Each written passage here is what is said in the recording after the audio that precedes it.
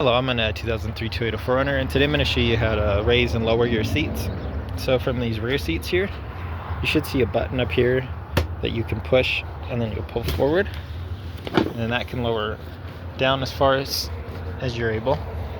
And when you need to put this back, just make sure you don't trap your seat belt.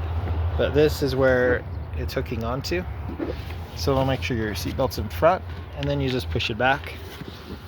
And once you push it back hard enough, it'll lock back into place. This works the same on the other side as well. With this button, it just lowers just the same. And for these front seats, this one's an electronic. So you just push this and it'll slide the seat forward, and push this and it'll slide the seat back. And then this will adjust the back of the seat. So as I push this way, it'll fold forward, and as you push it that way, it'll fold back.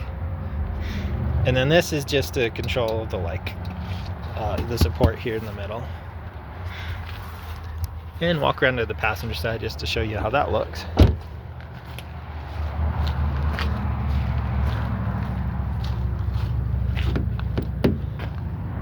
But it's just the same. It's just got little controls on the side.